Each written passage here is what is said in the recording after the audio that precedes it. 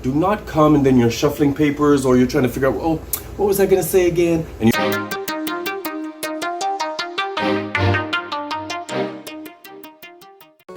And welcome back to The Angry Teacher. I'm Richard Williams, the Angry Teacher, and I just have a little bit of time to give some tips for those of you in positions of student leadership, and you want to help out you want some clarity to what to do when you're trying to host your meetings. And I'm just going to throw that out there because, this is the time of year everyone's asking for their cords.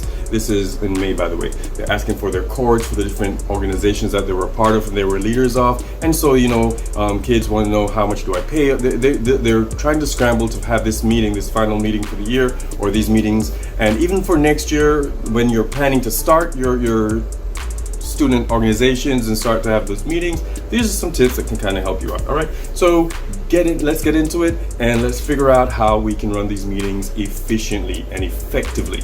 Oh, by the way, before I forget, if you've been here before, I love you to death. You know this. Those of you who are new, don't forget to like, subscribe, and ring the notification bell because I want you in the fam. Plus, peruse the channel.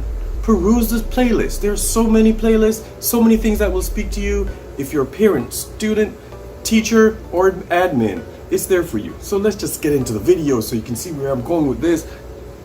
Number 1, arrive on time. End on time. Now, time is an important factor that most of us can afford.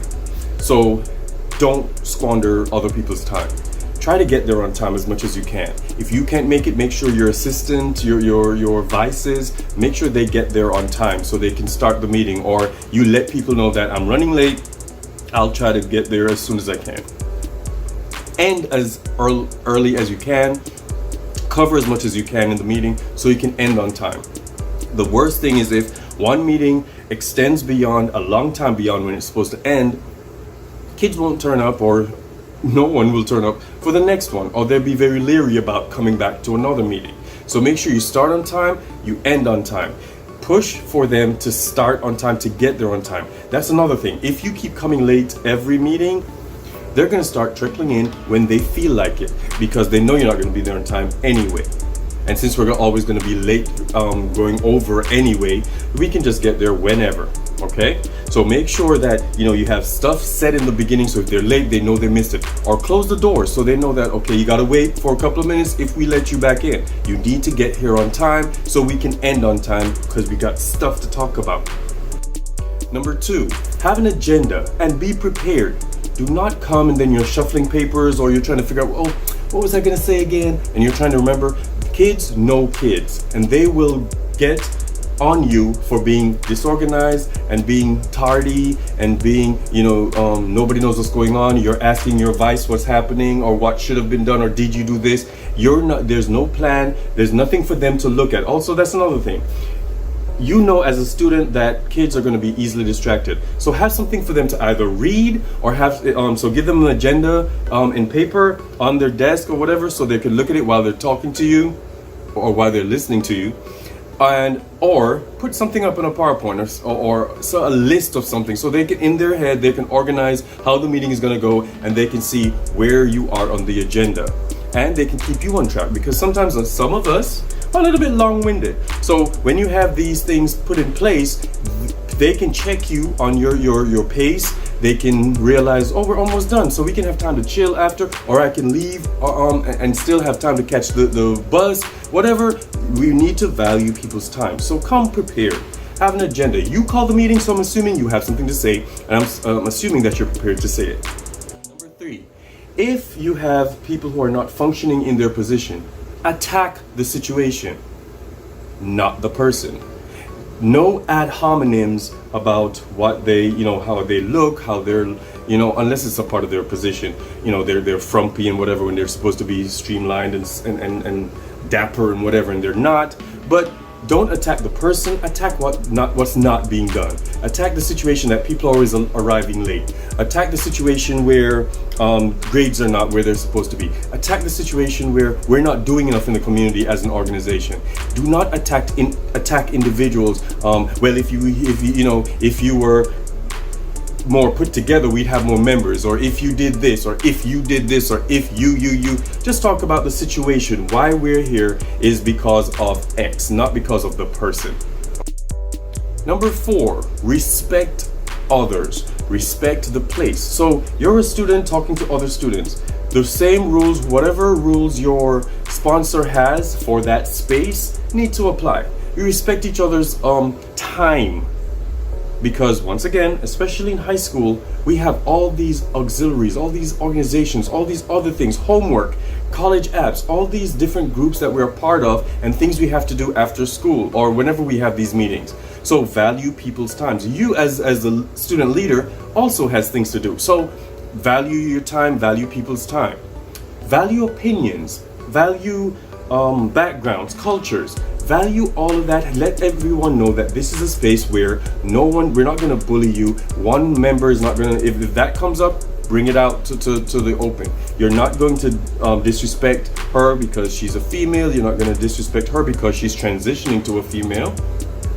You're not going to disrespect him because of his race or what he said because he believes in X versus Y. We're going to respect each other in this space. Now, there are violations of code. If you know that going in, we are a religious student group and you're coming in cursing and disrespecting women and we've addressed it and you haven't changed, then we're gonna have to talk to the sponsor. Sponsor's gonna have to do something about your situation. But otherwise, just respect each other's opinion. When there's a meeting and you ask for questions or somebody says something that's disliked, don't browbeat them in front of everybody else. Just, it's open forum so someone can say whatever and then we all address it as a group, okay?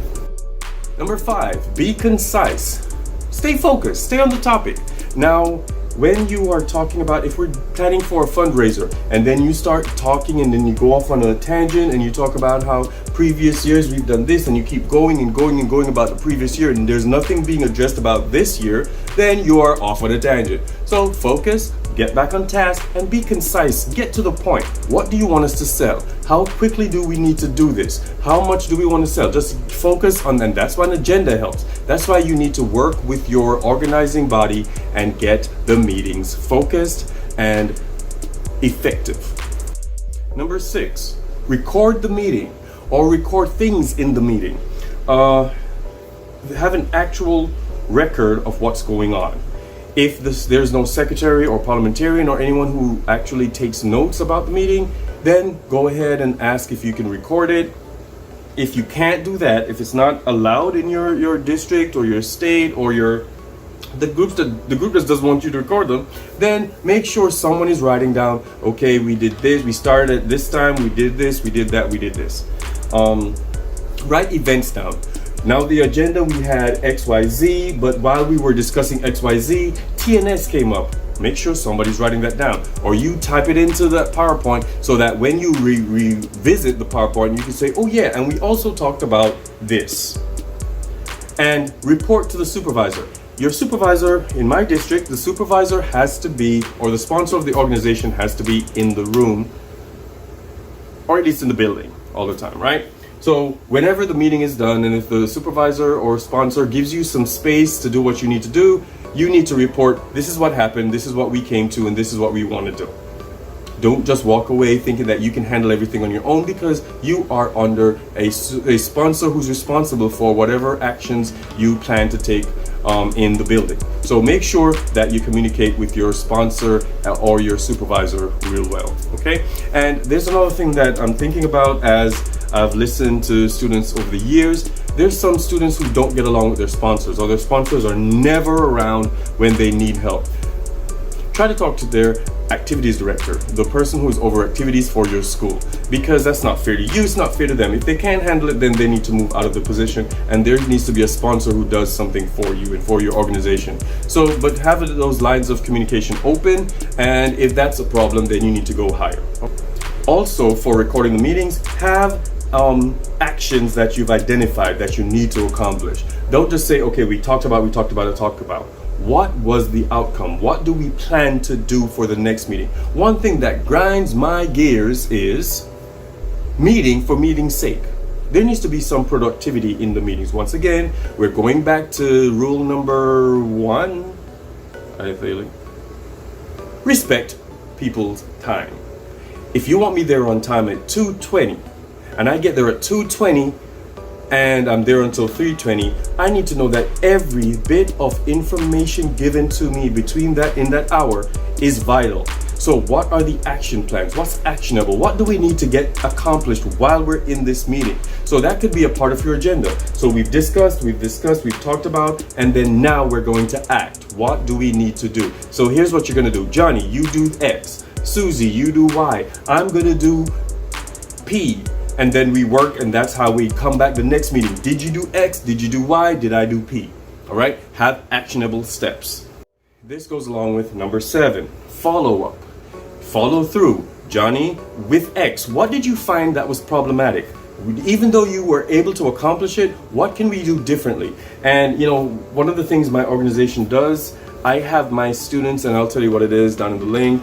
I have my kids, they have to do their project proposals. They have to come to me after they've discussed it and hashed it out and came up with the idea, and you have all agency to do whatever you want to do. You have to come to me and we're going to sit down. What actionable plans are we going to take? And at the end of the project, did those plans work? What do we have to change? Can we do this again in another year? When you graduate, is there another kid who can take this over and do the same thing or better with the information that you've left behind? These are things that we need to identify the action plan. Did it work? Should it work? Will we just scratch it and not do it again? These are things that you need to think about as a student leader. And number 8, have fun. You're still a kid. Or at least a student. Have fun and engage with others. One year, my organization, there was a leader that we had who couldn't hack it. By October, he had to be removed, or he stepped down actually, because he realized that there was no connection. He just could not connect, or did not want to connect, or just didn't connect with the members. So he was kind of asked to step away, and he did, and he was still a part of the group, and he functioned better in another position than he did as leader. So I need you to have fun, not too much, because we also had one who that's all he wanted to do and nothing came out of it. We didn't have anything organized that year and it was a hot mess. But you can have fun and still engage, bond with the students. And that's why I'm a part of another organization that I'm not the sponsor or anything, but I realize that there's a disconnect because no one knows each other. Most of the meetings are virtual and there's no connection, so I'm not beholden to you, and there's no, if I hurt your feelings or if I hurt the organization, it's not really bothering me because there was no connection, and that's a problem. So I need you to connect with your members. Now, are you gonna like everyone and be besties with everyone? No, you need to be polite with everyone. Every now and then have a meeting where it's not about a meeting.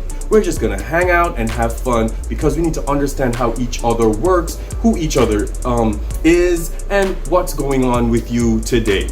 Did you have a good day in class? Because we have to do our CNA exams and all this stuff, and we're stressed out. Let's just bond. Let's just hang out.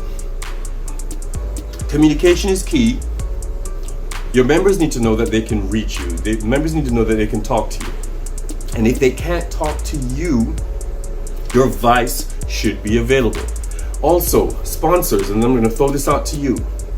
Make sure your students know that they can reach out to you as well, because sometimes I've heard these stories before. When kids can't talk to their immediate student leaders, they would talk to the sponsors. So the immediate student leader can't fix anything or change anything because the students are avoiding that person altogether. So this is something, leave the lines of communication open. Make sure that if you choose the leader, make sure it's a leader that kids get along with, or at least like.